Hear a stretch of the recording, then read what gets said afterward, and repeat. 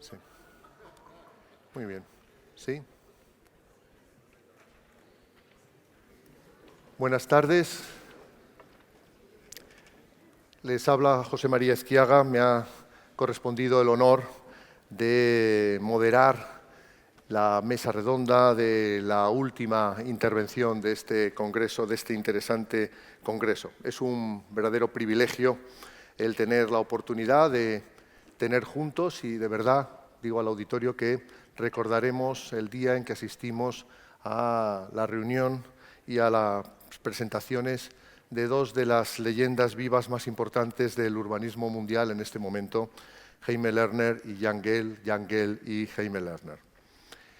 Si me permiten, voy a realizar unas brevísimas palabras porque todos esperamos escuchar principalmente a los maestros de maestros ya por su longevidad, que en cierta medida resumen todo lo que hemos escuchado en este congreso, validando muy bien el polémico, ¿no?, y paradójico título que le daba sentido, ¿no?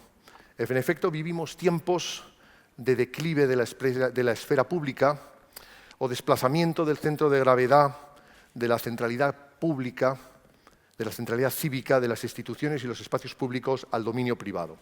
Las élites urbanas han tendido a retirarse del ámbito público, tanto en términos simbólicos como realmente físicos, ¿no?, geográficos, ¿no?, así como en relación con su compromiso histórico con la ciudad. Y los actores de la nueva economía utilizan la infraestructura urbana, pero carecen de un proyecto de sociedad y una idea de ciudad. Ello es fruto de la carencia de valores de naturaleza colectiva asociada a los sectores globalizados de la economía red. En el ámbito espacial, que es el que va a ser objeto de esta sesión final, todo esto se traduce en la obsolescencia de las expresiones cívicas convencionales de lo público, avenidas, parques, plazas, equipamientos, infraestructuras, y su sustitución por ámbitos privados capaces de movilizar y congregar de manera flexible las diversas formas de vida colectiva, particularmente en torno al consumo, entretenimiento, acontecimientos deportivos, culturales, etc. No debe extrañar por ello que, como alternativa al espacio programado para el consumo, lo público, y lo hemos visto en muchas de las conferencias, tiende a manifestarse en espacios precarios y aleatorios, estaciones, aeropuertos, playas, aparcamientos, con mayor vivacidad incluso que los espacios públicos convencionales. El desplazamiento del ocio de fin de semana a los polígonos industriales, periféricos, la transformación de los aparcamientos que hemos visto en algunas de las diapositivas, ¿no?, a lo largo de todo el mundo, en centros de encuentro o incluso en centros comerciales, los lugares, los espacios residuales, o la apropiación festiva de espacios, como veíamos en propio Hong Kong, ¿no?, de espacios emblemáticos fuera de su uso convencional por los emigrantes, por los que se ven más fácilmente excluidos de la ciudad convencional, ejemplifican, en mi modo de ver, de una manera muy vivaz, la capacidad de la vida colectiva para recrearse constantemente, aún en los pliegues más inciertos de la metrópoli. En este nuevo contexto, la expresión contemporánea de la vida pública no puede ya sustentarse, probablemente, en las dimensiones o el protagonismo simbólico de la arquitectura. Probablemente ese es el mensaje de Menos arquitectura. Es mejor arquitectura, sin duda, pero también reconocer que hay que reinventar la necesidad de un referente colectivo a este archipiélago de estratos y pliegues en que se manifiesta la construcción social de la ciudad en nuestros días. Recuperar la arquitectura, pero desde una perspectiva distinta, y de eso trata en realidad la obra de estos dos grandes maestros. Todos tenéis el resumen de sus currículums, pero me voy a atrever a decir dos ideas de cada uno de ellos. Jan GEHL, que ha revivido y transformado en operativas, en prescriptivas, ¿no?, algunas de las reflexiones que iniciara Jane Jacobs en los 60, ha dado un salto a lo largo de su perspectiva teórica, de la reflexión académica a la propuesta, y de la propuesta a los proyectos. Creo que la idea de poner en acción el concepto de ciudades para la gente y chequearlo, ponerlo en carga, ponerlo en discusión, someterlo al escrutinio de los resultados reales, es sin ninguna duda casi la última lección que nos ha dado y que empezó con ese manual maravilloso que se llamaba La vida entre los edificios, Life Between Buildings, que es pues justamente lo contrario que Colin Rowe nos hablaba o nos contaba de los principios del movimiento moderno, que entendía el espacio como el soporte sobre el cual lo escultórico, lo verdaderamente arquitectónico, emerge. Por tanto, tenemos un tópico y una lección relevante, que es el problema de cómo hacer operativos en acciones reales esas ciudades para la gente, y también la lección de que no basta preguntar, como decía yo el otro día, es necesario entender. Es necesario, y para entender hay que sumergirse, observar respetuosamente, observar a la gente para aprender de la gente, de su conducta, de sus aspiraciones, etc. No basta resolver la participación burocráticamente, con encuestas, páginas web o cosas similares. Hace falta mirar con ojos distintos. JAIME LERNER ha combinado, tienen aquí la lista inmensa de títulos, honoris causa, reconocimientos de uno y otro, pero he visto a lo largo de todo mi trabajo en América Latina el impacto real de la obra de LERNER, ¿no? Que es un poco el podemos hacerlo. Si Curitiba pudo, ¿por qué no nosotros? Si Curitiba fue capaz de realizar un sistema de transporte público y reorganizar la ciudad y sus densidades y sus usos sobre el transporte público, ¿por qué no puede hacerlo Bogotá? Tuve el privilegio de asistir el momento en que Bogotá estaba decidiendo entre seguir a la consultoría japonesa y poner un segundo piso a las autopistas que entraran en la ciudad, o establecer un sistema como el de Curitiba, que tuvo el sexy nombre de Transmilenio y que se ha convertido en un referente, los BRTs, en toda América Latina, ahora mismo. No hay ciudad que no quiera tener su metro superficial, su transporte rápido, colectivo, y sobre ese articular su crecimiento. Diría, me atrevería a decir, que la lección de la obra de JAIME LERNER, como alcalde, como político comprometido, como consultor en medio mundo, es la idea de mostrar que se puede hacer mucho con poco, que se puede hacer sobre todo en los países emergentes grandes logros desde la economía de medios, es decir, mostrar a todos también lo podemos hacer. Cuando ahora miramos todos a Medellín, por ejemplo, una ciudad famosa que muchas otras latinoamericanas dicen, si Medellín pudo, ¿por qué no nosotros? Si tenemos las mismas capacidades económicas, si tenemos, solo nos falta la organización y las ganas, ¿no? Antes habríamos de haber mirado a Curitiba, porque me consta, ahí estuve, me tocó, tuve la suerte de haber estado en Medellín, con Fajardo, en Bogotá, con Peñalosa, en los momentos heroicos, que si Curitiba pudo, ¿por qué no Medellín? ¿Por qué no Bogotá? Y ahora, ¿por qué no cualquier otra ciudad en América Latina? Y tendríamos que decir, ¿por qué no nosotros, aquí también en Europa? Por tanto, con esta breve introducción, que ha sido un punto más larga de lo que yo hubiera querido, cedo la palabra en primer lugar a Yangel. Vamos a seguir el mismo orden que las anteriores mesas. Habrá consecutivamente las dos intervenciones con unas presentaciones y luego dejaremos un tercio del tiempo disponible para un debate, tanto entre ellos, ¿no?, que son también viejos amigos y tienen también bastantes cosas que reflexionar uno del otro, como con toda la sala, que, insisto, tenemos el privilegio de estar ante estos acontecimientos no tan frecuentes, ¿no?, de reunir a dos maestros de maestros al mismo tiempo, ¿no?, y a disposición de poder escuchar y compartir nuestras inquietudes. Adelante, Yangel. Muchas gracias.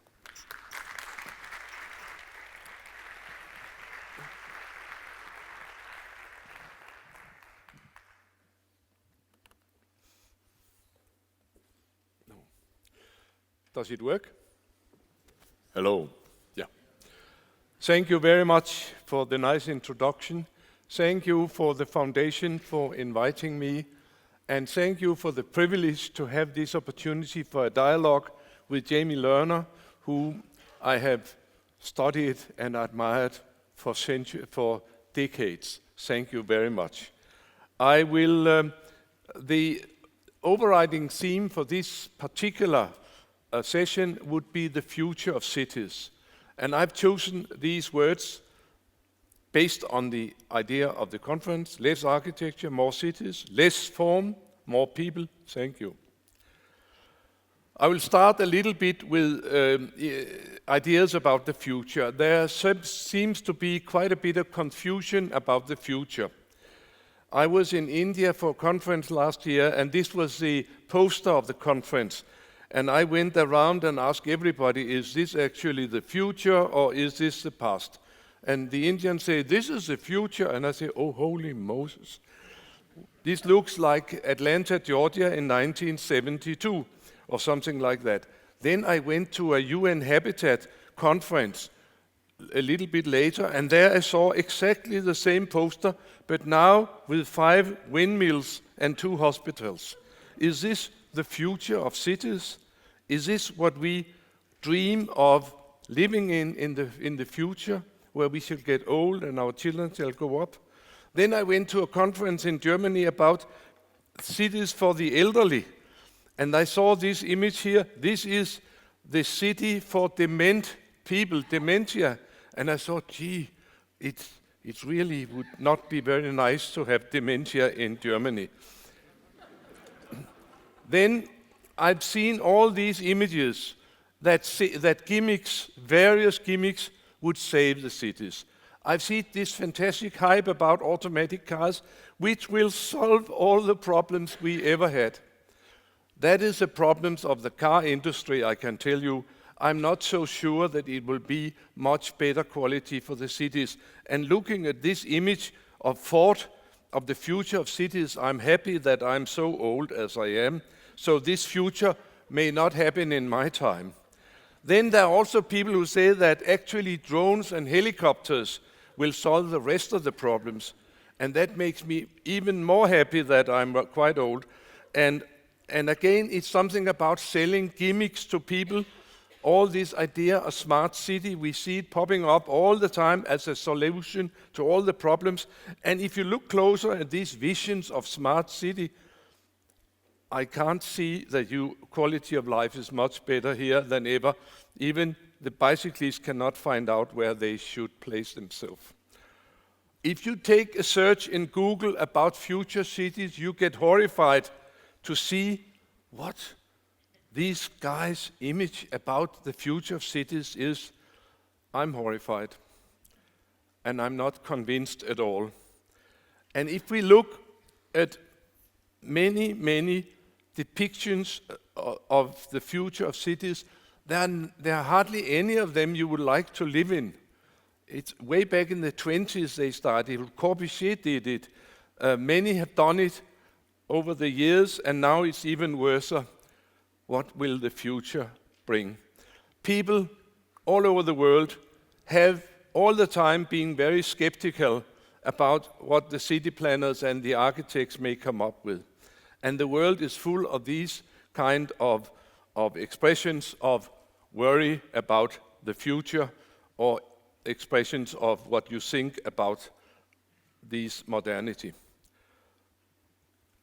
I was not much wiser by looking into this future, and I didn't like any of them. Then I started to think maybe the future has already started. If that is the case, there's actually good reasons to hope. And that is what I'll talk about now, today. And I'll talk about the 50 years from Jane Jacobs to livable cities. Oh, my dear. From Jane Jacobs to livable cities, and on the importance of putting people first. And my suggestion is that maybe the future started with Jane Jacobs, and the more we do of what she does, the better the future cities will be. I'll go back and mention the 2 great problems of the 20th century, second half, the 2 planning paradigms. One was the modernism, and it started really to be rolled out from 1960, and all this from Corbusier, that the city is bad and freestanding buildings are good. All this had a tremendous influence. And before the modernism, actually all the cities were focused on the spaces. And the modernism was a fantastic departure from anything we knew about good cities. Because instead of the spaces where we could move and where we could meet and where we could do our market, Then we started to focus on the objects. And this is, of course, one of the future images of the Brave New World by Corbusier. And again, you can see it's focused on the objects and on where earlier on there were spaces. Now there are leftover space after building, and up in these buildings, all the Parisians can sit and look at the wonderful new Paris. And there's ample room for a lot of cars here. To me, modernism was a goodbye to concern for people. And also modernism was a goodbye to the understanding of human scale. I think that all the architects and planners got completely confused about how small man really is, how our senses work, whatever. Everything had to be blown up. The other paradigm which has really screwed up the minds have been the car invasion. Again, it started early on, but in 1960 it started to be rolled out in this part of Europe in great numbers. And then we had the invasion all over. And again, the car invasion further screwed up our understanding of good human habitat and of good human scale. And so it was another goodbye to the knowledge of human scale. Instead of 5 kilometer an hour cities, we started to have 60 kilometer an hour cities where everything was too big or too large or too wide, and there were no details and no people in this architecture. Confusion, confusion. What was known in 1960 when these were rolled out was virtually nothing, because the modernists, they have declared that now we had a completely new species. It was not Homo sapiens anymore, it was modern man, and everything should be made new, and everything old could not be used. So we knew nothing about quality for people. Then that started a counter movement, and that started the grandmother of all this, of humanistic city planning, is Jane Jacobs, sitting in Greenwich Village in New York and fighting with Robert Moses and writing this very important book, Life and Death of Great American Cities, and where she said if modernists and motorists are to form our cities, it will be dead cities and not great cities. And she also said to all the planners and architects, look out of the window and see how people use the city instead of sit in your studios and speculate about what they might do or could do, whatever. Look at the world outside your windows. Story of my life, short version. I graduated in 1960. I was trained in the 50s. In the 50s, in 57, 55, they concluded the competition about Brasilia. And during my time in university, we went 3 times a day towards Brasilia. That was the biggest, fantastic, whatever. And guys like this one, he helped us. And we spent most of our time moving objects about on models. Bingo, that's a good city. And here, this guy, he was so famous for saying that a good housing area is something which looks good from the freeway. And here he has accomplished his goal.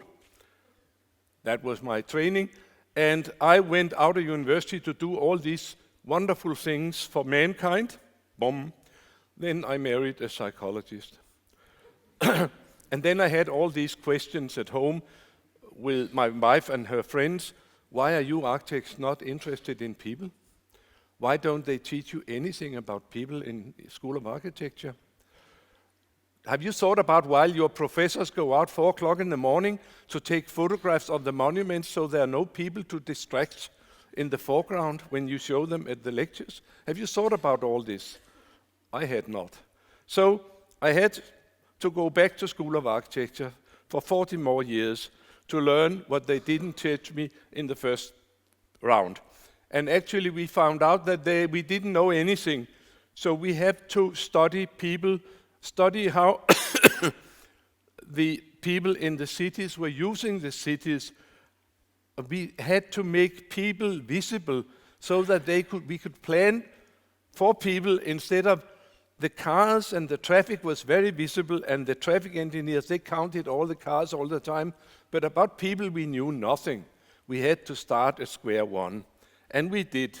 And I started in 64, 65, and after a while we started to have something which we could put into books, and we even have now books in 40 languages, including Spanish, by the way. I'm very proud of this. Spanish, I mean. While all this research was going on, there has been, in the meantime, a distinct change of paradigm, of planning paradigm. Now, every mayor I know would like a lively, livable, and a sustainable city and a healthy city. Just to rush through this about life and lively and livability, we've heard much about it, about the social inclusion, about how people should meet face to face, how we would need the public space as part of a democratic nation and whatever. And we've always had public spaces, and we always, throughout history of man, the greatest attraction in cities have been the fellow citizens, the people, and not the buildings particularly. It's always been more interesting with the people. Buildings are interesting also, but not as much as people. So spaces which are good for people, where people gather, have always been very popular. They still is. Even if in the time of all this cyberspace, we can see that good quality public spaces universally are used if they are made to be of good quality. Another new challenge we have today is, we've heard much about it in this conference, is that we have to make much more sustainable cities. And of course, if we made more cities for people, where people walk more and bicycle more, that's good for climate.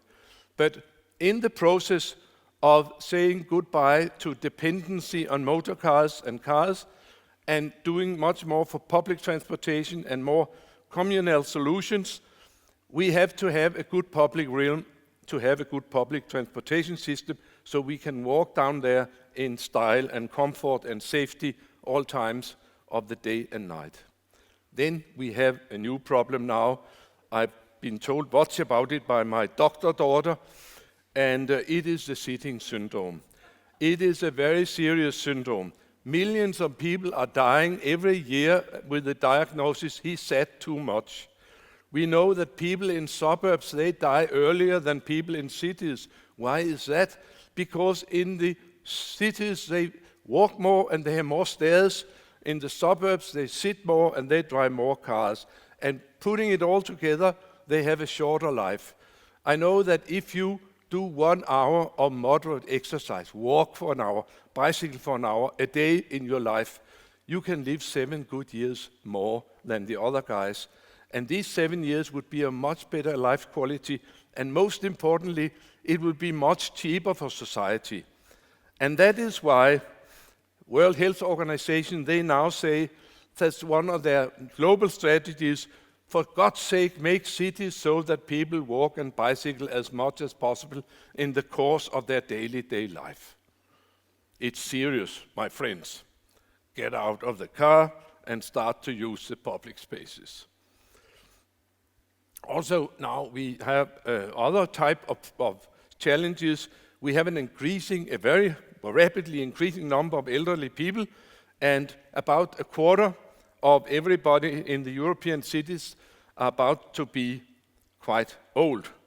And we have to find out how we will make this a good place for these people.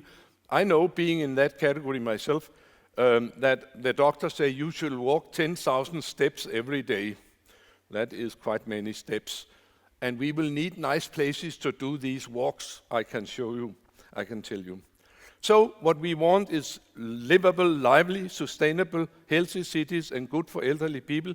And what I'm saying is that if we look carefully after the people in city planning, we will efficiently address these issues.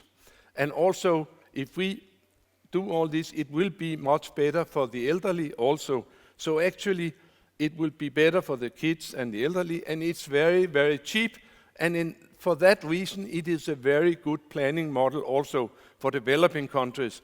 Everybody can do something for the people, that's the cheapest you can do in city planning.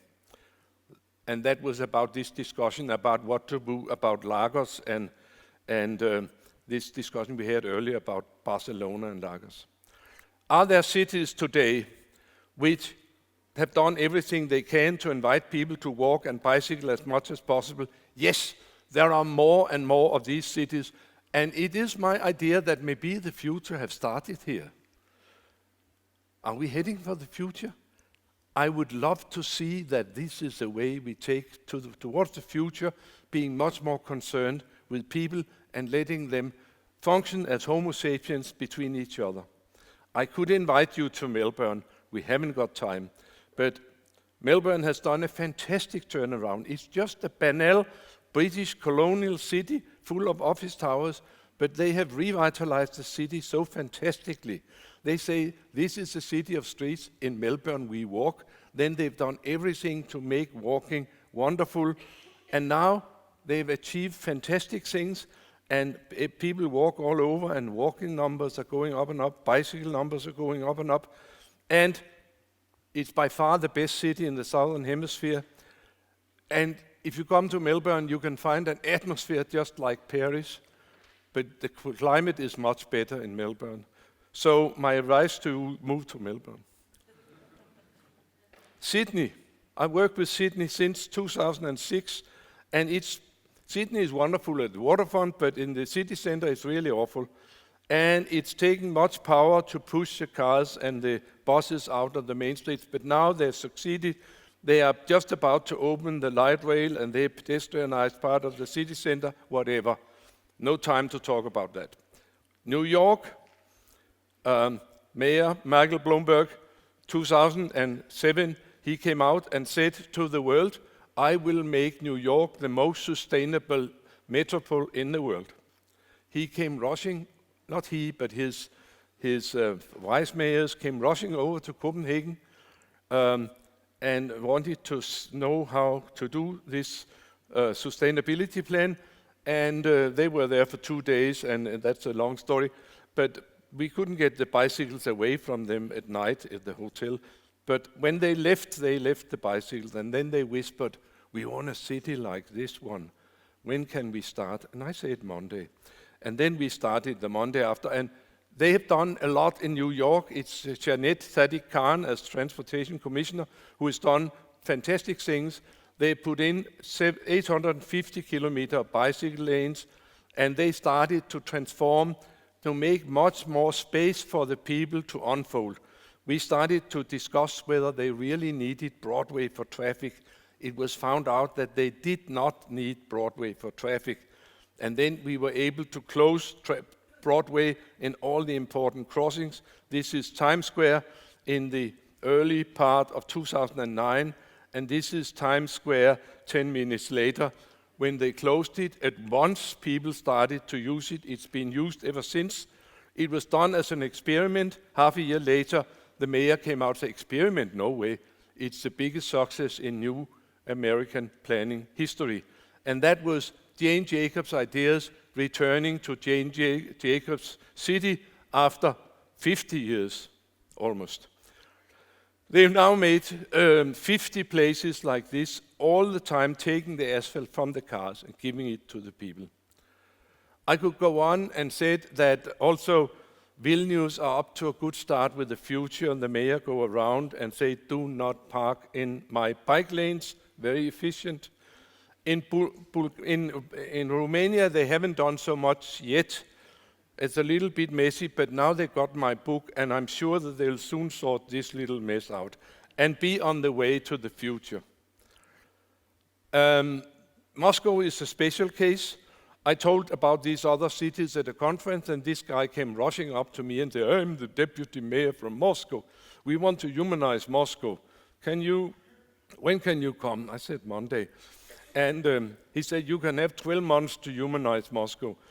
When we went to Moscow, and we were really shocked. I've never seen a place so overrun by cars, and there were no parking rules because freedom from communism was the right to park all over the place.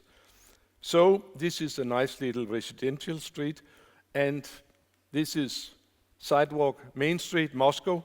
And of course, they had not got enough place to park, so they allowed people to park on the sidewalk on Main Street, Moscow, leaving 1 meter for the people to enjoy the city. Public life was almost distinguished, and the first thing they did was to publish my books. They did it in 3 months, and they are all with the seal of Moscow in the corner. The guy who's a little bit worried, that's the Danish ambassador. But we were commissioned to make a study of Moscow and come up with plans to improve the quality for people in Moscow. This is a little series of 5 years later. This is the sidewalk in 2012, 2011. The sky is full of advertisements. It's a gray street. The street is full of parked cars. 2 years later, this gray street has become green. There are benches all the way, and all the advertisements have disappeared. This is one of the wonderful Moscow streets, and this is a little bit later, same street. This is a little corner at Pushkin Square, where a few advertisements had drifted in over the years. Now it looks like this.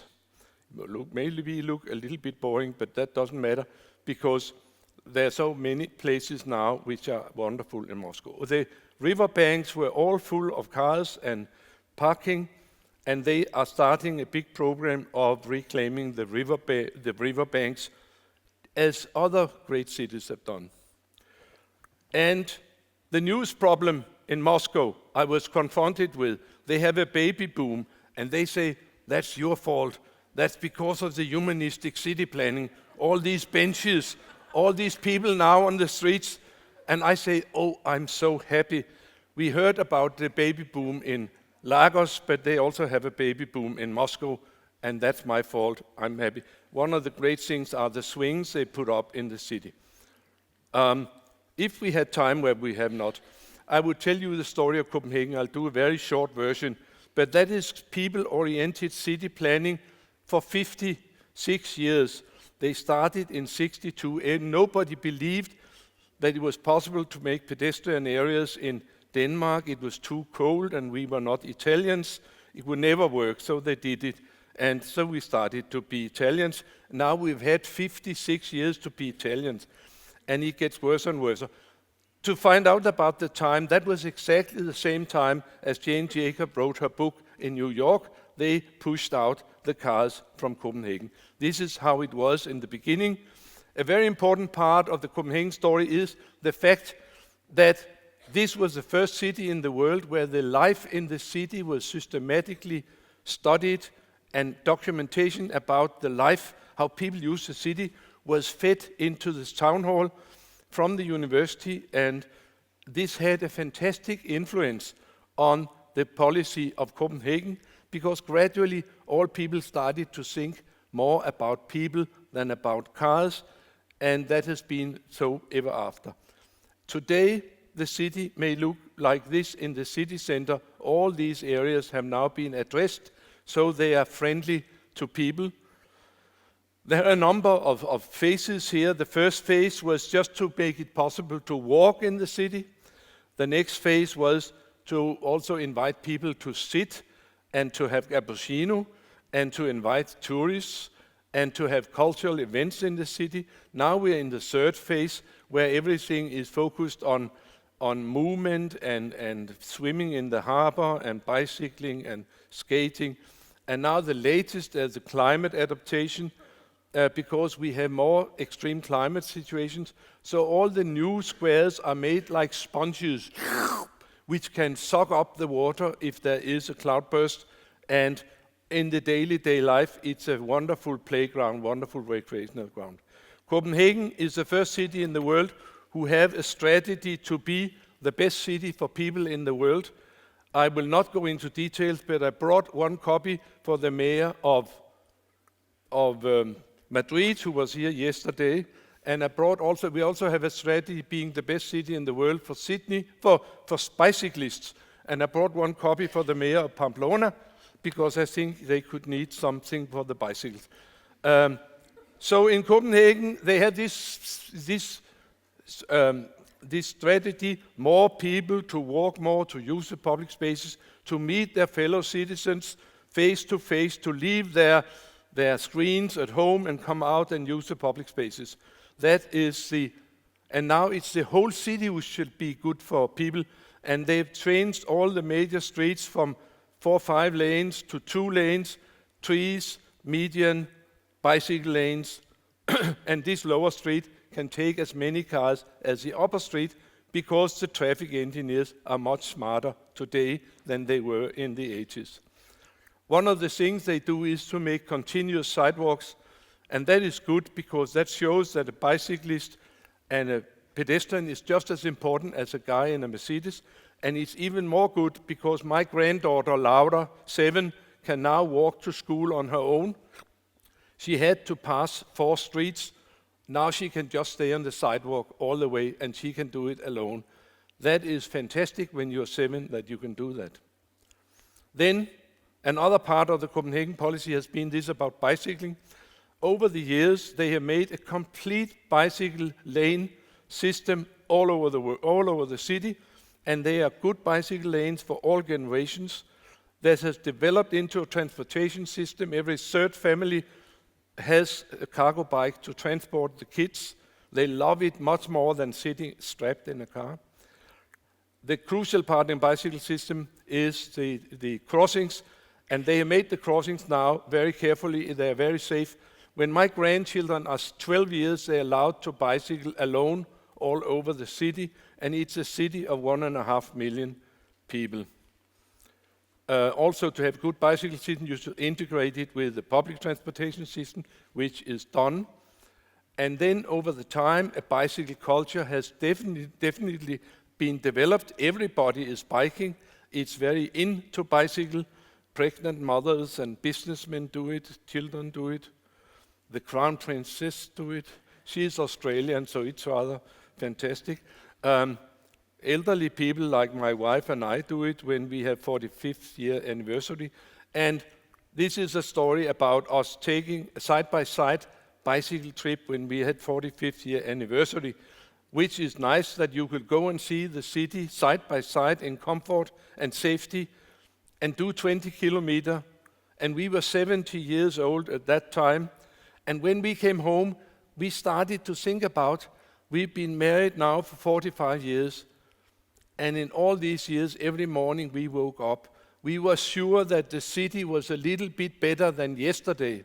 And that is very important for the few cities of the future, that you shall be able to wake up and say, this today, I'm sure it's a little bit better than yesterday.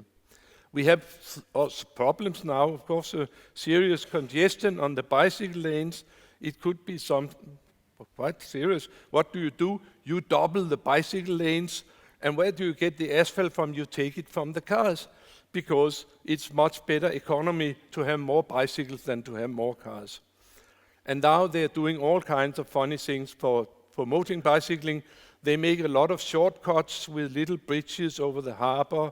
And so it's always more convenient to take your bike than to take your car. And the bicycling is going. This is when you have an ice cream and come on a bicycle, then you can hit. That is a little bit of kindness. And this is another kindness. When you come to a red light, there's a little lean too for the bicyclists so they can lean and wait for the green light. What has happened in Copenhagen? An impressive culture, and 41% of everybody is using the bike to go to work and studies in the city, which of course means much less car traffic than in other cities of this size. Copenhagen is among the most livable cities in the world. Everybody speaks nicely about Copenhagen. We are very proud about Copenhagen. I took this from 2013. That was the last time Copenhagen was in top. So now it's Melbourne maybe. And they go up and down these. But all these 10 cities have done substantial things for the people side of the city planning. They are good cities to walk in and to bicycle, all of them, almost. So, cities of the future, have we reasons to dream, to have good dreams? Shall we be optimistic or should we be worried? I'm also frequently asked these questions, and I say to my students and whoever, what you're not going to do, for God's sake, don't do Dubai. It's modernism, it's motorism, it's extremely unsustainable, and it's very people unfriendly. But what shall we do then? I would say what you should do could be more like Venice. Venice is, of course, a rather substantial city for people, made for people, and people are the only one walking around here. And my point here is that we've been so obsessed with mobility that we have almost lost, many of us have lost the ability to make fantastic neighborhoods and places where it's nice to grow up and nice to be old. You can find these places in places like Venice. They have, it's for pedestrians, and they have a little bit old-fashioned transportation system, but they have transportation close by. But they have all the bridges, so it's not so good for the elderly because of all the stairs. So in this fantastic new town, it will be like Venice, good neighborhoods, but minus the bridges and stairs and plus bicycles, and then supplemented by a fantastic, great public transportation underneath, which can link the good neighborhoods. It's all for people, and it's very cheap to make this sort of city. That is why it may be the future for the European cities, and it may be the future, I hope, for many of the cities in the developing countries, because as Peñalosa has shown in Bogota, that it is very feasible to make the poorest people in society more mobile by making better walking conditions, better bicycling conditions, better public transportation conditions. That's much cheaper than investing in metros and flyovers and whatever. So, in short, build the cities for the people and let mobility be second priority. And here we stop. Less Dubai, more Venice. Less form, more people. Thank you.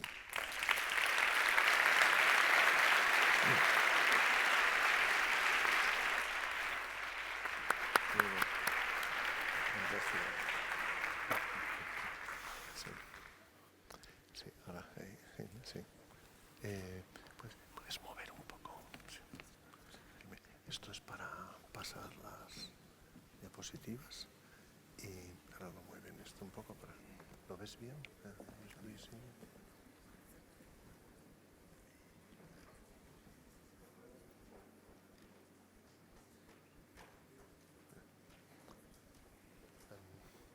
¿Puede empezar? And now, Hemran. Buenas tardes. Para mí es un gran honor de ir a este foro y tener la oportunidad de encontrar a tanta gente, tantos profesionales a quien yo respeto mucho. José María EZQUIAGA, GEHL, que siempre fue un ejemplo para todos que se dedican a la vida de las ciudades. Entonces, es un placer y quiero intentar con algunas imágenes, colocar mi punto de vista sobre las ciudades. Además, el título de este foro me parece perfecto.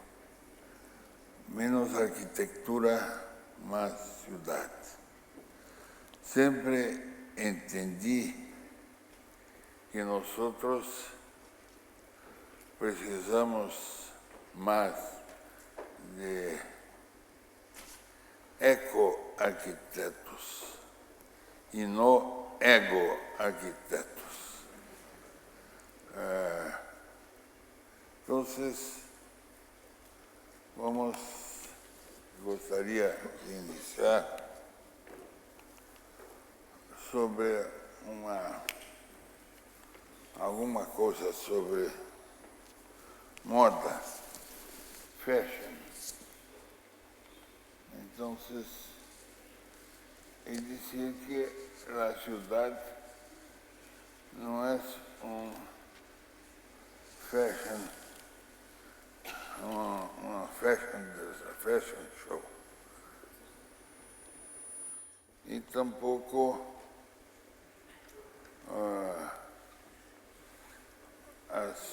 los spaghetti.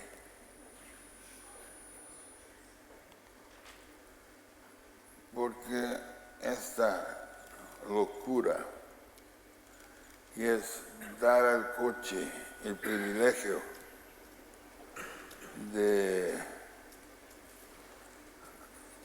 utilizar en detrimento a los peatones. Y el coche, que a mi juicio yo entiendo que será cada vez más un cigarro del futuro. Es nosotros que resistimos tanto a conseguir eliminar el coche de nuestro día a día,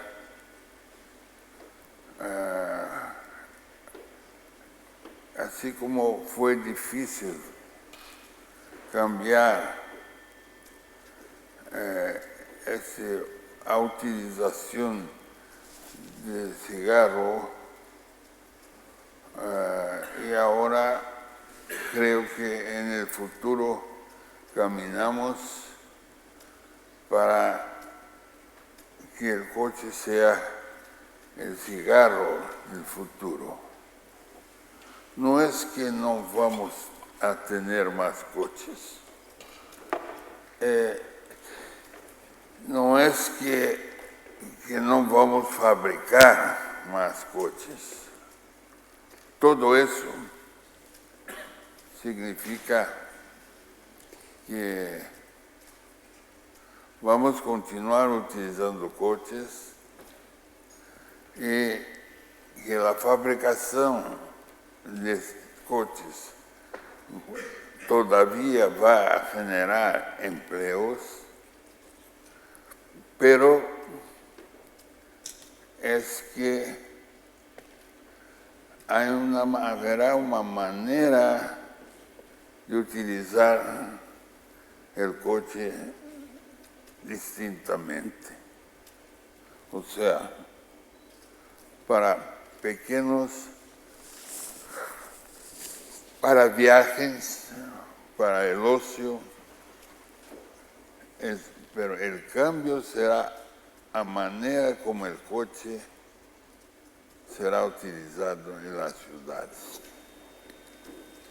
Yo, como siempre, defendí la idea de que el camino es el transporte público. Y una visión estratégica de la estructura urbana. A mí, la metáfora que yo tengo sobre la ciudad es la tortuga. O sea, la tortuga es abrigo, es moradía, trabajo y movilidad juntos. Y el casco de la tortuga siempre parece una tesitura urbana.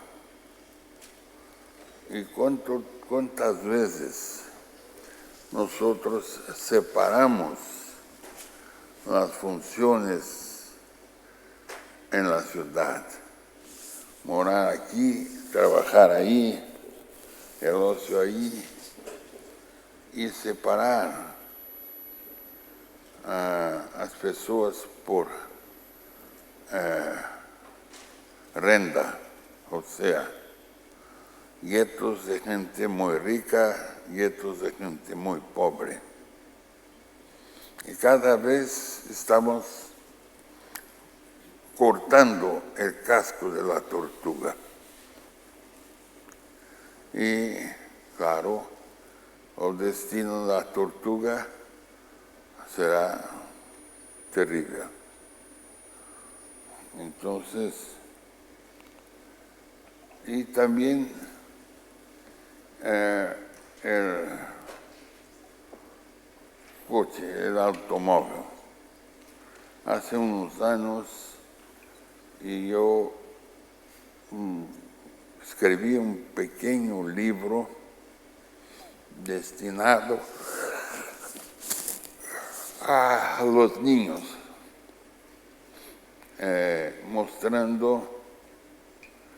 explicando la ciudad para los niños, a través de algunos personajes.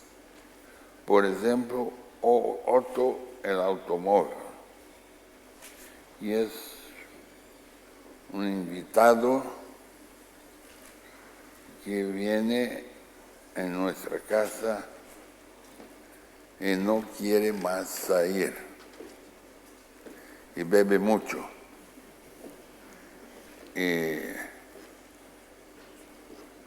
Muy egoísta, porque solo transporta pocas personas, y muy exigente, cada vez más obras para él.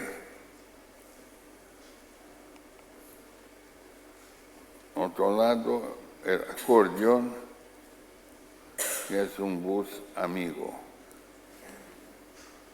Pero el más importante de todo eso es discutir el diseño de la ciudad. Toda ciudad tiene un diseño, si es radial, si es lineal, todas tienen un diseño. ¿Y qué es ese diseño? Es una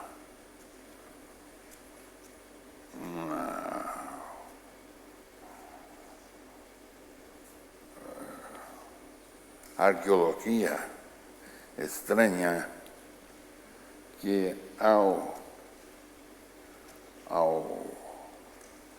intentar de procurar antiguos caminos, sitios que no son muy caros, y arrancar de esto un diseño que al mismo tiempo sea la estructura del futuro, una estructura de vida, trabajo, movilidad, ocio, todo junto.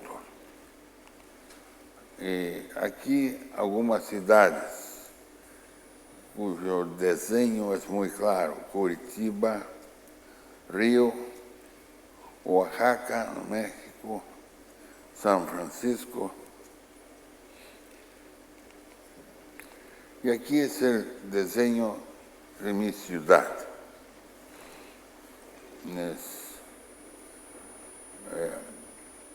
Donde el transporte público es fundamental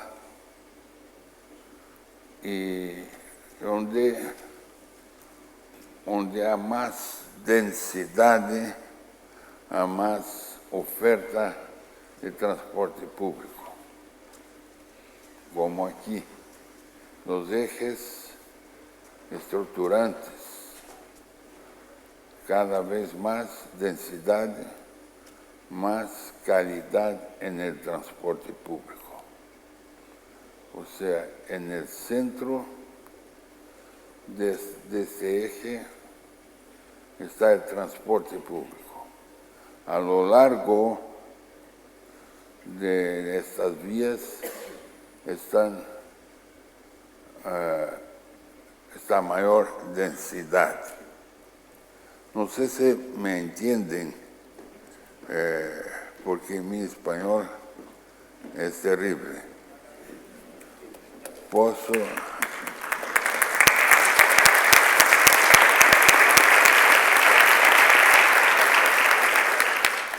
Porque para vir aquí yo estudié el dinamarqués para charlar con mi amigo Yangir.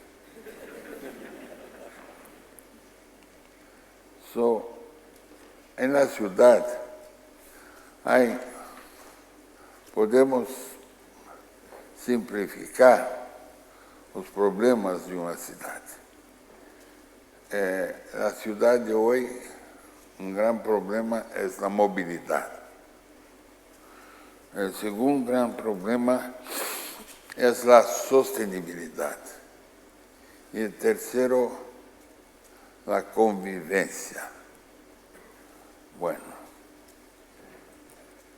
con la movilidad, yo fui alcalde de Curitiba cuando esta ciudad tenía 700.000 habitantes. Y en aquel momento ya se falaba en metro. O sea, una ciudad cerca de 1 millón de habitantes tenía que tener un metro. Nosotros no teníamos recursos y intentamos nos preguntar qué es un metro. Es un sistema que tiene que ser rápido y tiene que tener espacio libre y que tiene que tener una frecuencia de 1 minuto. O sea, tú no debes esperar más que 1 minuto. Y así, ¿por qué no en superficie?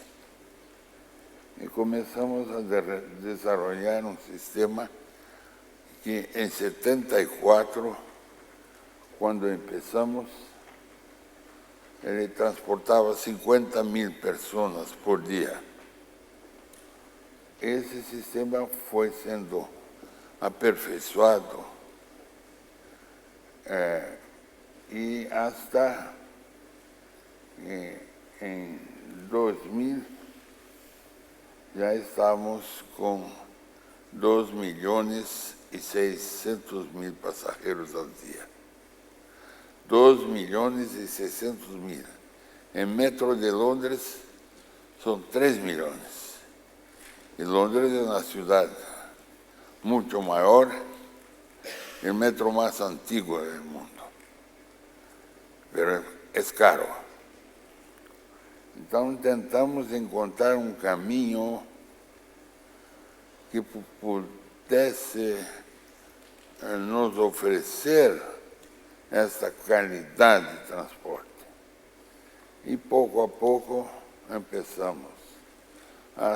Primero, embarque rápido, con esos tubos de embarque. Segundo, tú embarcas, o sea, ya estás embarcado y embarcas al mismo nivel del bus. Frecuencia, o sea,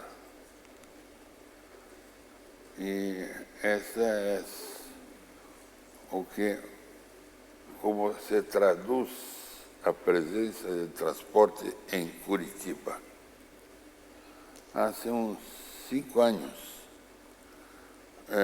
tuvimos la visita de un reporter del New York Times, que en mi casa yo vivo enfrente a uno de los ejes de transporte él me preguntó más afinado, ¿qué es el sistema de Curitiba? Yo le dije, rápido, embarque rápido, carrera exclusivo y frecuencia. Tú no puedes perder más de que un minuto. Mi mujer, que estaba junto en la oposición como siempre, dice, no, un minuto, eso no puede. Y puede imaginar mi vergüenza, como millones de lectores del New York Times dicen que mi mujer dice que es una mentira. Bueno, llevé los dos, el reporter y mi mujer, al terrazo y empezamos a contar los buses. Pasaba un bus cada 40 segundos.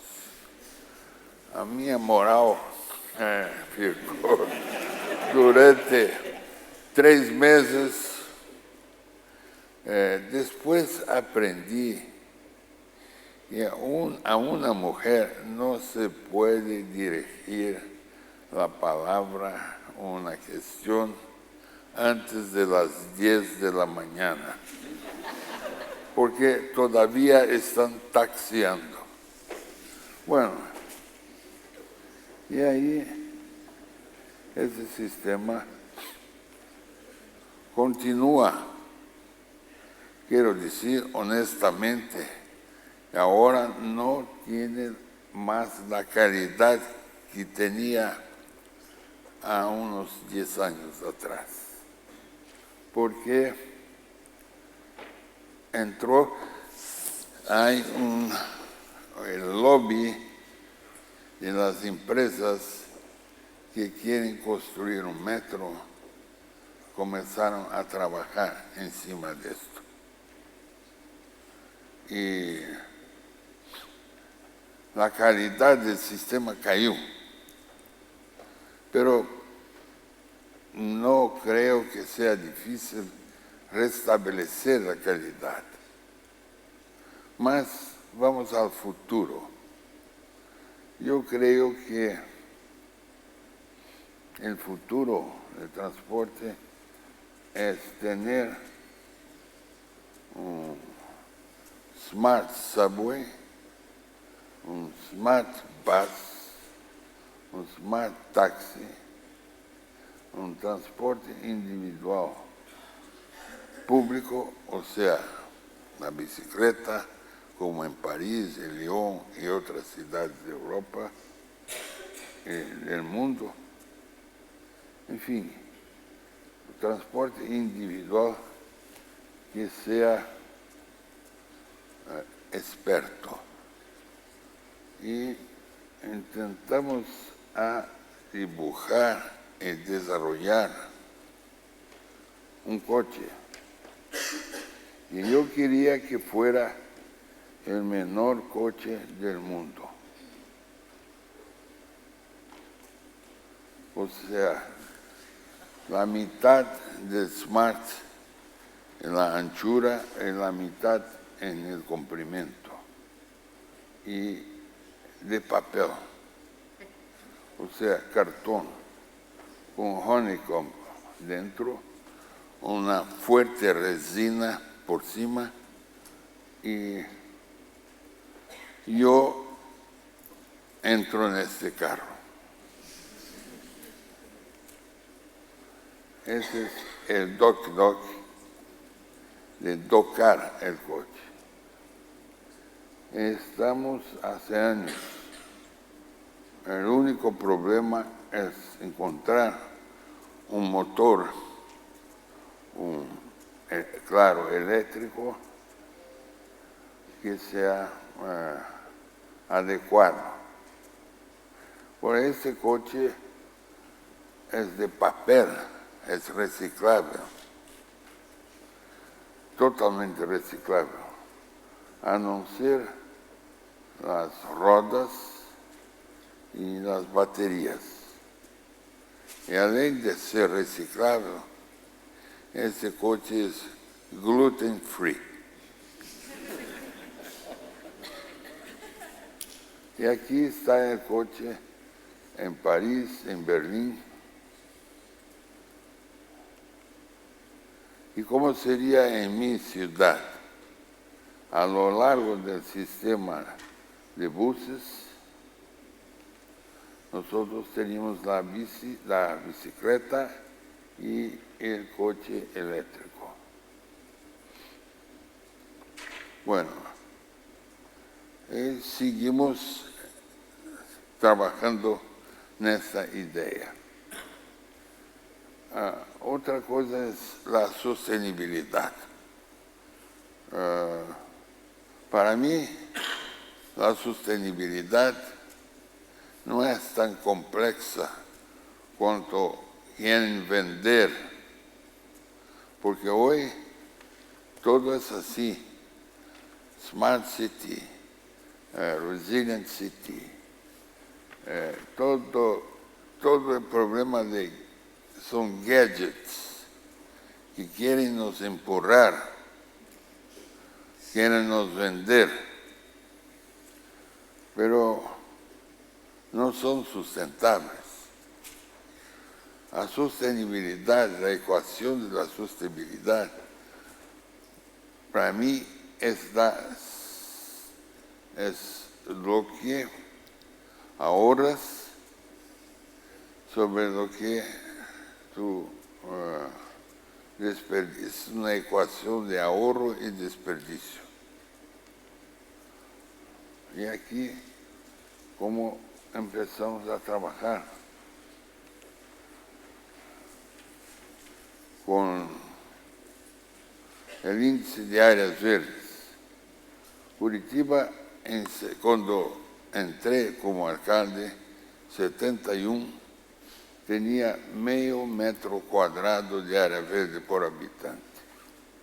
Hoy tiene 60 metros cuadrados de área verde por habitante. O sea, y la población triplicó. Y parques y todo, bosques. Nosotros empezamos a entender que mejor que construir es salvar los bosques existentes. Y inmediatamente empezamos a entregar a la población parques. Aquí un jardín botánico. ¿Cuánto tiempo lleva para construir un jardín botánico? 100 años. Ese jardín botánico fue construido en 3 meses. Pero vamos a continuar plantando por 100 años. Mas inmediatamente a población está utilizando. Y las canteras. Aquí una cantera fue transformada en un teatro en 2 meses, legalmente. O sea, hicimos una concurrencia. El proyecto de la ópera de alambre hicimos un proyecto utilizando tubos metálicos, una concurrencia para los tubos y una concurrencia de mano de obra. En 2 meses, 60 días estaba pronto. Aquí otro parque. Bueno, tercero ítem, y quiero terminar con esto, es la convivencia. la tolerancia. O sea, nosotros no tiramos fuera un viejo retrato de familia. ¿Por qué no sacamos fuera? Porque este retrato es tú mismo. ¿Y qué es nuestro retrato de familia? La ciudad es nuestro retrato de familia. Puntos, referencias, antiguas fábricas. Aquí un depósito de óleo fue transformado en un teatro. Aquí el sector del casco viejo, la área de peatones que entregamos en 3 días. El memorial de la ciudad. Y nosotros tenemos una mezcla, una contribución étnica grande, significativa. Empezamos a dibujar los portales. Esto es el portal italiano. Aquí es el parque ucraniano, el bosque polonés, la plaza japonesa. Todo eso para homenajear las etnias. Aquí el bosque alemán. ¿Por qué?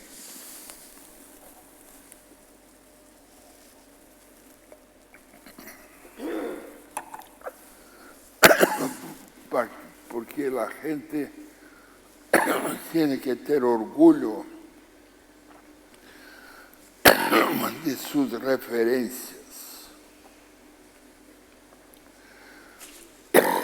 Y así empezamos también a trabajar con la basura. Entonces, separando la basura, reciclando, cambiando la basura por tickets de transporte público y así por diante. Una cosa que fue un instrumento que ahora trabajamos, después que dejé la vida pública, organicé una equipo donde trabajamos en varios sitios del mundo con acupunturas urbanas, o sea, pequeñas intervenciones que pueden ayudar el proceso de planeamiento. Como un ejemplo de acupuntura es la pirámide de Pompey en el Louvre, donde con un simple gesto él resolvió problemas de décadas, de siglos, dando al Louvre una organización. Pero no tiene que ser obras grandes. Acupuntura, una acupuntura perfecta es este parque en Nueva York, en la calle 53, el Pele Park, 12 metros por 33. Y es un parque muy bonito. O, como en Curitiba, el proyecto de Oscar Niemeyer, que a los 90 años hizo ese reciclaje de su propia obra. O sea, un antiguo centro de educación Ele transformó en el museo que hoy lleva su nombre. Bueno, y otros ejemplos de acupuntura que nosotros estamos trabajando. En Río, con el Parque de la Bossa Nova.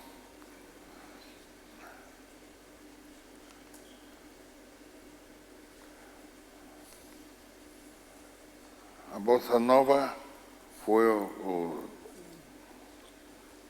como se dice, el fundo musical de la historia del Río. Y aquí en México, Mazatlán, una isla, hicimos un proyecto. Esa isla tenía cada 10 metros un árbol. Y proyectamos la isla integrada a esa vegetación. Y la iluminación, todo eso se da a través de los árboles. Y también ellos querían hacer un hotel. No, un hotel, construcción pesada, no. Vamos a hacer una reciclaje, recuperar la silueta de una isla y habían retirado parte de la isla para hacer un mole, un pier. Y al recuperar esa silueta, eso es fizemos la propuesta del hotel. Aquí en Angola, un simple diseño de las casadas, como se dice, aceras, ¿no? Para peatones. Eso está cambiando la vida de Luanda.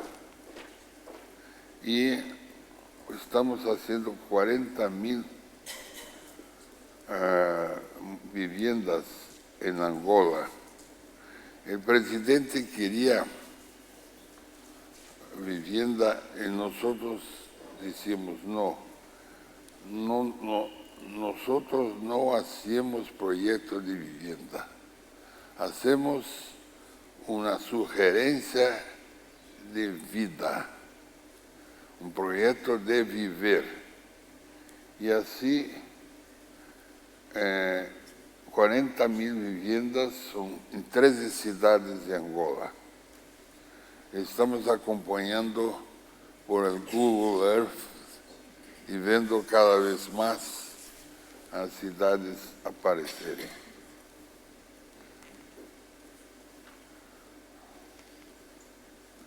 E é interessante de ver que em um país onde o custo de vida é o custo mais alto do mundo, se pode oferecer vivienda a custo acessível a renda mais baixa.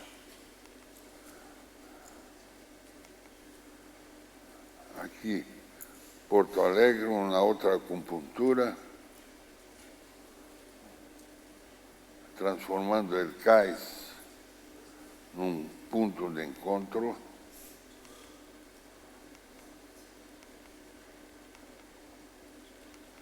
Esto está casi pronto. Y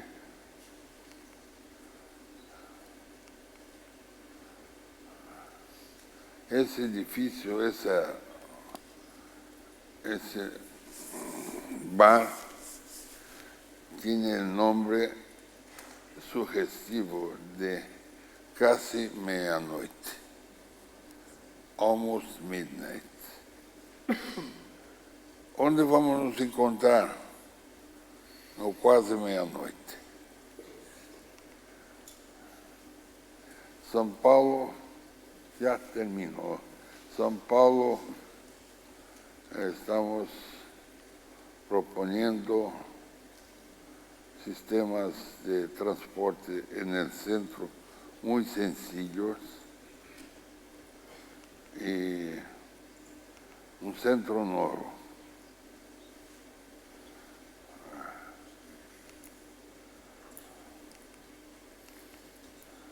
Cómo transformar una obra viaria carísima en un parque.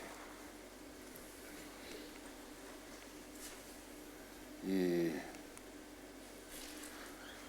en Río estamos proponiendo un cambio para la región metropolitana de Río, donde fundamental el trazado del ferrocarril,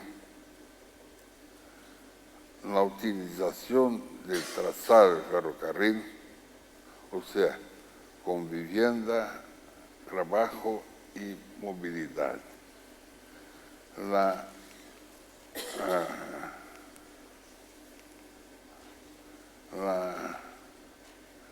reinvención de la bahía y el arco metropolitano. Y todos con proyectos puntuales, acupunturas, que pueden ser realizadas con rapidez. A mí me gusta mucho hacer las cosas rápidas, porque aquí es otra cosa, una calle portátil. O sea, hay calles que empiezan a decaer y, bueno, hay una manera de traer vida a esas calles. Traer es una calle portátil con pequeños prototipos que pueden dar vida de calle,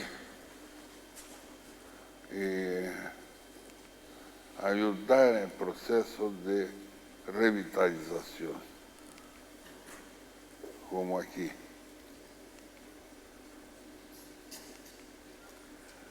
Y también, como último ejemplo, hace 5 años o más, 7, sí, organizamos los Juegos Mundiales de la Naturaleza. Y no desperdiciamos un duro para construir, para hacer los juegos. O sea, son pruebas de balonismo, escalar las cataratas, las paredes, ciclismo, todo eso sin gastar, sin construir estadios como hicimos en la Copa del Mundo para perder de 7-1 para los alemanes. Ay, nunca más. Entonces, mejor que perder, que desperdiciar, es hacer cosas que pueden ser utilizadas rápidamente. Y aquí es una otra cosa. ¿Cuánto custa un teatro para una pequeña ciudad? A veces ellos no tienen recursos. Entonces empezamos a utilizar una flota de 10 buses para teatro, cinema, ópera, todo equipamiento de lazer. Esos buses reciclados percorrían un estado, mi estado, y al percorrer, son 10, en poco tiempo percorren todos los municipios. En los finales de semana, ellos se presentaban los 10 en la ciudad más importante de la región. Bueno, todo eso es para decir que el desperdicio, como dice, si quieres creatividad, quita un 0 del presupuesto. Si quieres sostenibilidad, quita 2 ceros. Si quieres identidad, asuma tu propia identidad y respete la diversidad de los otros. Bueno, para terminar, verdad, yo digo, yo tengo mucha suerte. Siempre tuve mucha suerte en mi vida.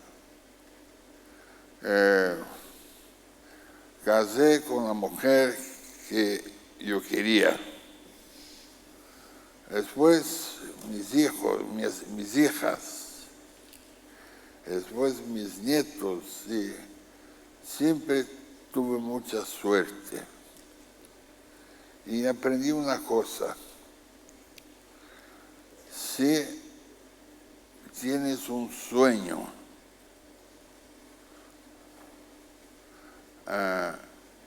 es importante que investas ese sueño, porque si no consigues realizar ese sueño, no debes desistir. Si tú te dedicas con intensidad a ese sueño, un día el sueño da la vuelta y te quita en la espalda. ¿Está lembrado de mí? Soy tu sueño. Esta oportunidad no la puedes perder. Entonces, mi sueño era estar aquí con GEHL y EZQUIAGA. No quiero perder este sueño. Gracias a todos por la atención.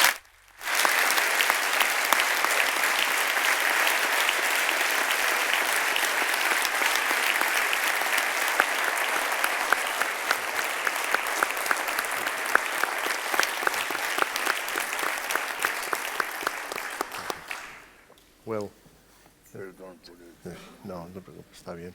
Well, let's start with the dialogue between both you. I have a question from each of you. The first for GEHL. What do you think about the BRT systems, the bus rapid transit system as in Curitiba? Do you think are compatible with the human scale? And in general, what do you think about this strategic approach and understanding the plan as a project of projects, no? And the projects inside the project? Well, I have seen Curitiba several times, and I much admire this plan and this strategy of having the whole city built around a public transportation system rather than just let it spread as many other cities have done. And I certainly think that this kind of transportation system, this kind of planning, it goes very well with my ideas of putting people first. One of the things I tried to mention was that I think it's very important that we find ways of solving the problems of cities in a cheap and sustainable way, So it's not about buying a number of smart things here and there, but about finding simple solutions. I think that the metro on rubber wheels, which is actually now used all over the world, also in Los Angeles and other places, but certainly many places in the developing country, is a very fine concept of offering mobility to people who have no access to car, and also who could prevent trying to get a car and use their money for something better. So I think that's a very obvious system. I mentioned myself that a good public realm and a good public transportation system, they are brothers and sisters. And they are necessary, both of them, to have efficient competition to the individual car, which everybody will try to own in the other situation. So I'm all for it. Well, But I think there was something quite interesting in the course of your talk, because first you talked about big strategies for Curitiba, how to organize the growth of Curitiba, how to make public transportation the backbone of the whole planning. And then in the end you talked about acupuncture. And so one thing was about sort of the big vision, and the other thing was about plugging little things in. And I think that, of course, both things are important.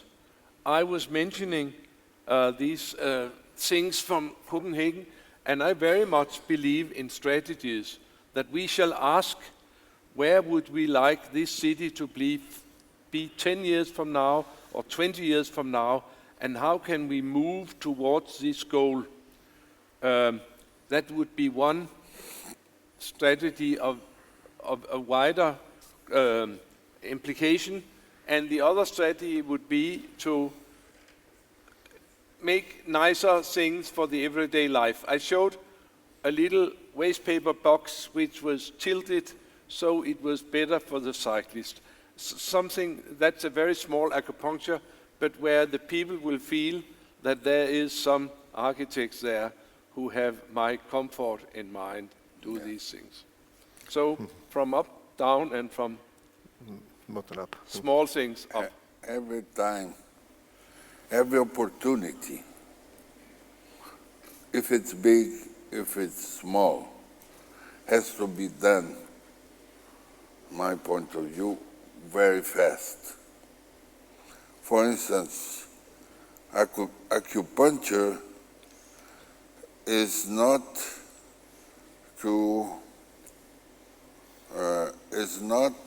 to replace the planning system. It's to help, or to start To test. with a good example. So we started our public transport in 1974 with 50,000 passengers, one line. And now we are transporting 2,600,000. And London is transporting 3 million. The cost, 100 times less per kilometer. It's good to start. I'm old. I don't have time to wait for a start. I love to work with people. For instance, in my team, journalists. We have many of them, because they are used to finish their work very fast, the next day.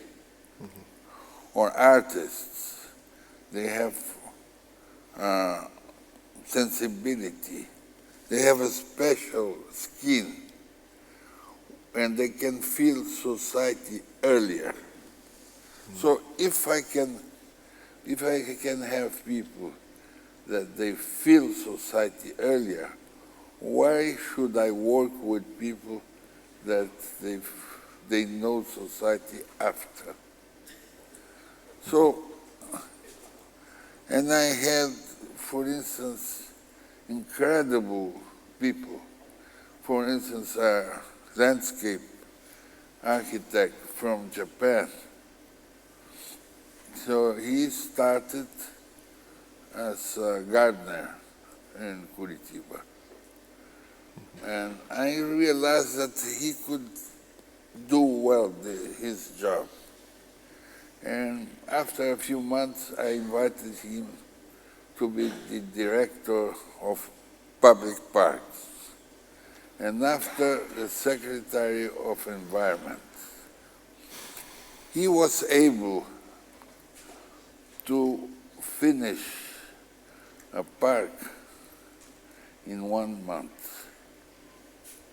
And so it's very famous now in Japan because many homage due to his work. Incredible person. He can work with joy. So I would like to invite people on having the joy to make it happen. The joy of making happen. Yes, it's possible. You can do it. I finished one time a speech in the US with rap. So the rap was, it's possible, you can do it, you can do it. Obama. You use less your car, make this transition, avoid carbon emission. It's possible, it's possible. Separate your garbage, organic, organic. It's possible, it's possible. Live closer to work or bring work closer to home. It's possible, it's possible. You can do it now. So I'm having fun. After being a mayor and a governor, I decided to spend my life with fun. So, and we're working, singing, cooking all the time. And it's incredible. I had the chance to have great people working with me. I'm so grateful to these professionals that they worked with me. Some of them, they're retired or they no longer exist. They passed away. But I'll never forget the joy, what makes them to work, and the proud of having done a desafio, a challenge. So,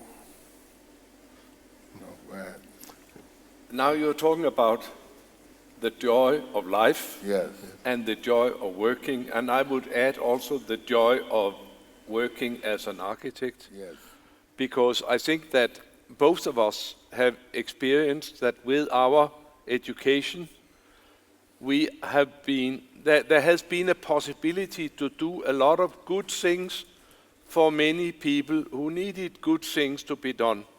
I think that's fantastic, and also it's a privilege to be as old as we are, that we are able to see things happen and things being fulfilled, and see the results of these various interventions.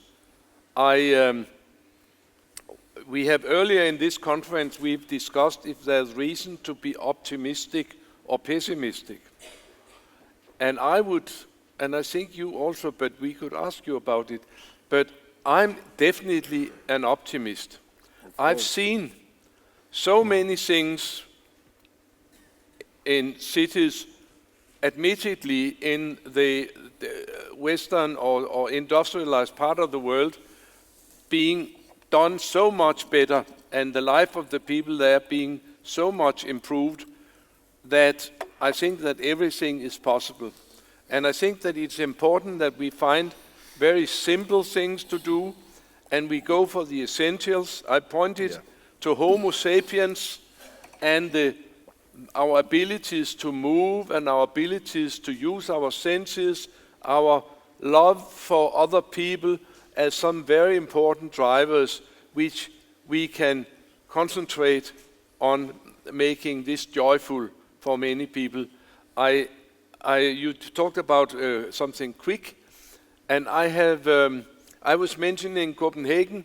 They have worked for 55 years, many small steps, but it's all the time been better city.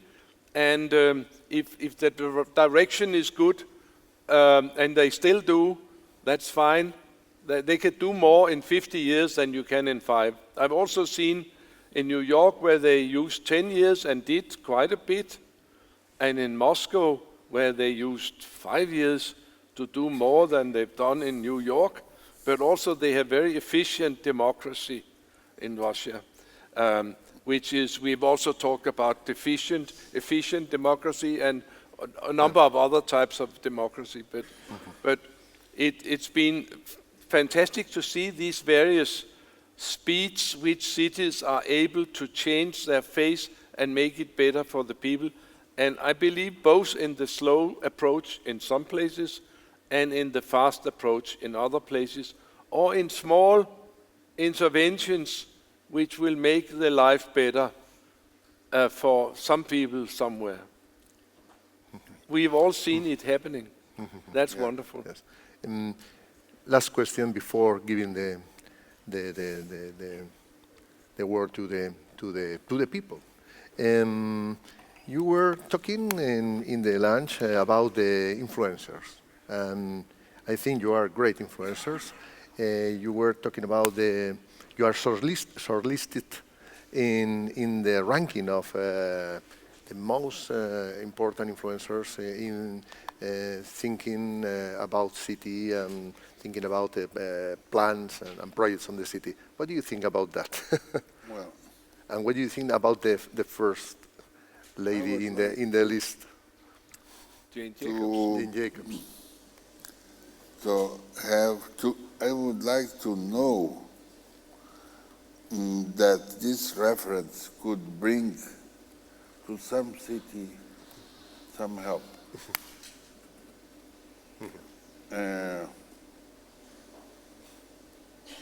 It's good to have a good reference. I'm not saying, I never said that Curitiba is an example. It's a reference of, I would say, simplicity and imperfection. Sometimes most of the people that they are working in the planning of a city, they want to have all the answers.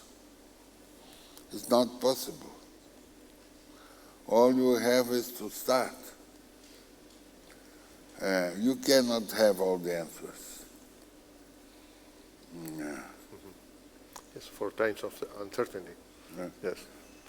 I was trying to make the point in my presentation about the future of the cities, that maybe the future actually started with Jane Jacobs introducing the humanistic, the people-oriented strategy for planning, the people-oriented way of going about things. And then I tried to elaborate and say that quite a few cities are along this track now. And that I hope that the humanistic approach to city planning will actually be stronger and stronger in the future cities. I think that we need that very much, as opposed to all these technocratic or strained ideas or money oriented ideas to sell gimmicks and gadgets. So I think that it's some basic things, and I really think that the most important things are not really the projects which are made, but the mindsets which can be changed. And I've seen mindsets can be changed. People can gradually start to look at the world in a different way. And I think that is exactly what I've seen in my hometown of Copenhagen, that everybody now from the king, we haven't got a king, but something like that, down to the lowliest student somewhere, they have another mindset. They think that planning for people is a way to do things, which I think is changing the mindset could be much more important than making projects. But first you change the mindset, and then the mindset will make the good projects. Well, thank you very much. And now, bueno, ahora esperamos algunas preguntas de la sala. ¿Hay alguien que quiera romper el fuego? Tenemos, sí, perfecto. Eduardo Leira. Sí.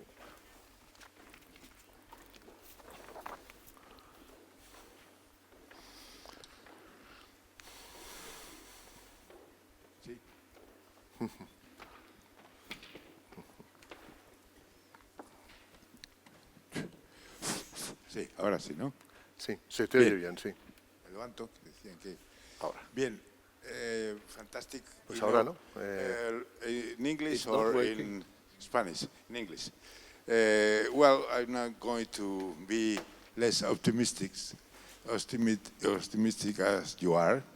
With you, we are able to do things. We try to change the mentality, but our tools are more to make projects. Then if we do things that can force or help to change mentalities. Can you hear but for Mr. Lerner, I will... Es que no está funcionando bien el micrófono, lo siento, no. A ver si se pudiera reparar. A ver, ¿Ahora? Ahora sí, ahora sí, mejor. vale. Sí, bien. Perdón. Sí. Sorry. Well, Mr. Lerner, to start up the first mobility project in Curitiba, you start with a line, perfect, very few things we grow up. Then the next projects, then you show up and you say, if you want creativity, take a 0. But when you grow up in the scale and you propose a project for Rio Metropolitan, then you need certain zeros, more. You cannot take the zeros. You need more. How, in the next steps, to do larger projects, more complex projects, where you really integrate mobility with public space, perhaps with certain activity, housing, more complex. That was a very quick view of the new project, but they are more complex and you need more zeros. Yes. And you know how to do it without zeros. Is the gap in the scale from the single project to the big scale, the metropolitan scale? You must change your method. It's connected with the question put on the table with Django. I always used to say that working in a city is not a question of scale or financial resources. The question is the decision making. And to start change. So I used to say, if you want to make it happen, propose a scenario, an idea, a project that everyone or the large majority will understand it is possible. If they understand it is possible, they'll help you to make it happen. It's not always, but it's one way how to achieve this point. Well, you want more questions? Pardon. Jangel, would you add something? I would say to this that when you did the first things in Curitiba, that was really a pioneering work, and it's difficult to be a pioneer. Also, when they started in Copenhagen to humanize the city in the 62, it was really dangerous and pioneering, and there was need for visionary and some daring. Now I think that many things are different because we have so many best practice, we have so many examples, and I think that a very important work in improving cities is to show what they've done in other places and make sure that all the people in the population are informed and say, would you rather live like this or have like this the city? Then it's possible because it has been done. So I really believe in information and changing the mindset as we go along with the projects. But somebody has to be pioneers sometimes. And that's necessary to be visionary and a firebrand and a strong character. We have one here. Thank you. More questions? Hola. Sí, allí. Perfecto. Yes. Adelante. I have a question.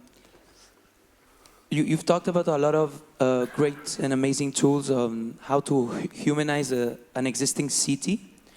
But I was thinking, would you use, are these the tools you would use for building new cities? Because we're also facing the problems of building cities from scratch, and all the tools you talked about, I think they were more about how to better our cities. But would you be using the same ones to design a new one, or would you rely on other ones, like for example that Masdar city that Foster was building in Dubai, no? In Qatar, when I don't remember. But what are the tools that you think we should be using for new developments? Yes. Sometimes I'm asked, are these tools only for big cities like New York and Moscow? But I say that also a little village of 200 people, all the places where Homo sapiens have settled, these basic rules about planning or building for Homo sapiens can be applied. I showed examples about improving existing cities, cleaning up after the automobiles and giving back the public spaces and the city to the people's use. This is quite simple because the cities were made for people and they were just invaded, and now we can push back the invasion and clean up. Simple. But there is a serious lack of using these same tools in new constructions. I think that generally the architects, the planners, the developers, the people who put investors, they are far too conservative and they make a lot of modernistic stuff still.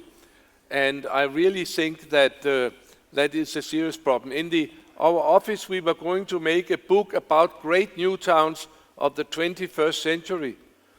And every day the book became more and more thin, and in the end we only found 6 new towns or 5 new towns around the world made in the last 15 years, which were worth talking about.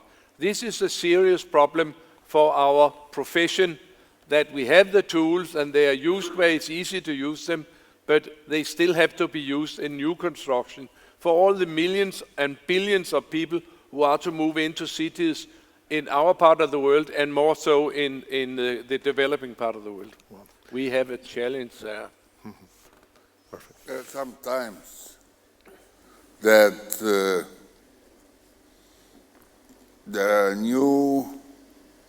we're facing new vocabulary.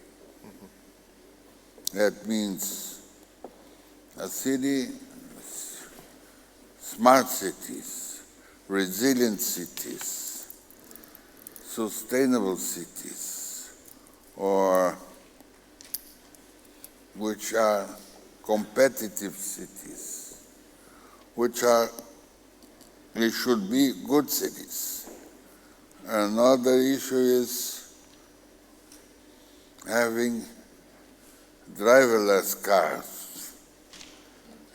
Any kind of its investment on new technologies and performance, but never in the concept of the city. So, every time when I'm listening these new words, I used to say, this is people, there are people, they want to sell you gadgets, new gadgets. And you feel, well, that you're not able to understand these gadgets, then it's not possible working in that scale. I used to refuse strongly any kind of trying to sell new gadgets as the solution of the city. We must finish now. I summarize the whole day, perhaps in 2 words. Hoping and working for the best, but aware and really for the worst, climate change. And so, thank you very much for both masters. It was a real privilege to have you here. And now I give the conclusions. I invite to Pachi y a Maite para que hagan un poco la conclusión final de esta magnífica jornada y de estas magníficas ponencias. No, bueno, yo no quería hacer exactamente una conclusión, pero bueno. No, 2 cosas quería decir. Una, que tengo yo la sensación después de esta edición del Congreso, que realmente ha sido un acierto no virar, pero al menos orientarnos en las cuestiones de la ciudad. Según he oído estos días, o conforme iba oyendo estos días, tengo la sensación de que efectivamente el papel de los arquitectos en este momento, el papel más interesante, en el que debemos aplicarnos de manera más convincente, seguramente es en la cuestión de la ciudad. Más que esta idea del arquitecto, y lo digo porque hay muchos estudiantes, más como la arquitectura, digamos, como objeto, ¿no? Entre otras cosas porque tengo la sensación de que tanto, por lo menos en Europa, o desde luego en España, es donde más posibilidades hay de aportar, donde más posibilidades hay de generar ideas, donde más posibilidades de ilusión hay en este momento. Por otra parte, hemos estado oyendo durante 2 días alternando entre unas posiciones más optimistas, unas posiciones más pesimistas activas, digamos, como hemos visto esta mañana, pero en todo caso demostrando la intensidad y el campo tan extraordinario en el que nos encontramos en la ciudad, frente a una ciudad en demasía y muchas veces orientada o gobernada solo por unas fuerzas, como decíamos ayer, económicas, o de mercado, sin mayores objetivos y desde luego no con los objetivos de lo público, del servicio, de lo común, de la ciudad como un lugar de integración, de sueños, de alegrías. Tampoco con un urbanismo dictado por la burocracia. Yo creo que es tiempo otra vez de la planificación, de una planificación distinta, de una planificación que alterna entre la pequeña escala, más cercana, en donde seguramente procesos más participativos son posibles, y otro tipo de planificación más orientadora que da lugar precisamente a estas pequeñas. En todo caso, lo que se ha quedado claro es la urgencia de intervenir en la ciudad o la urgencia de buscar una ciudad más sostenible. Los tiempos se acaban, eso es verdad, y tampoco tenemos derecho de bebernos toda la copa nosotros. Hay que dejar algo para los demás y en la medida de lo posible que les sea bueno. La segunda cosa que quería decir es que quería dar un agradecimiento muy especial a Maite Rodríguez. Maite, como sabéis, durante 10 años, en este trajinar de ir, venir, siempre resolviendo cuestiones difíciles para que el Congreso sea posible. Detrás de estos congresos siempre hay un trabajo arduo, molesto, pero que hace posible que todo simplemente parezca que ha funcionado bien.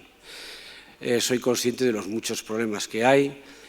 Maite, como sabéis, se ha jubilado, para desgracia nuestros, se ha jubilado ahora, bueno, se había jubilado, pero nos ha hecho el favor, dada esa entrega que le es tan propia, de seguir durante este año hasta que abra el Congreso. Por lo tanto, me parecía de justicia elemental desde aquí, naturalmente lo hemos hecho en la Fundación, pero hacerle un reconocimiento público, darle las gracias públicamente, porque ha sido el alma mater en gran medida de estos congresos.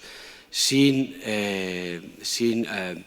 un grado muy importante de infraestructura y de logística, nada es posible, antes y durante el Congreso. Así que muchísimas gracias, Maite, quería hacerlo.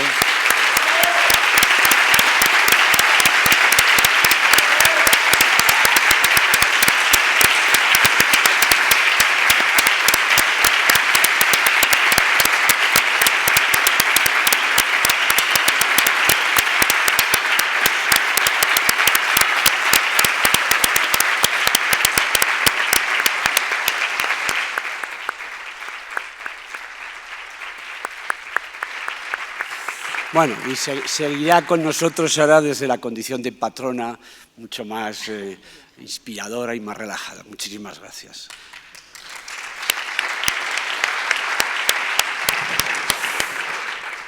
Bueno, pues nada más que decir que queda clausurado este congreso, que os doy las gracias a todos por haber estado aquí, seguramente muchos de vosotros repetidamente, la audiencia, nuestros amigos patrocinadores y patronos que, como hemos dicho ya muchas veces a lo largo de estos días, hacen posible el Congreso. Es verdad que es mucho trabajo, todo el mundo lo sabe, pero también es verdad que es un trabajo interesante, que te pone en contacto con personas generosas y, digamos, inteligentes, es decir, que para nada es una carga, sino todo lo contrario. Pero las etapas se acaban y entonces creo que es bueno, digamos, retirarse a tiempo y esta es mi decisión.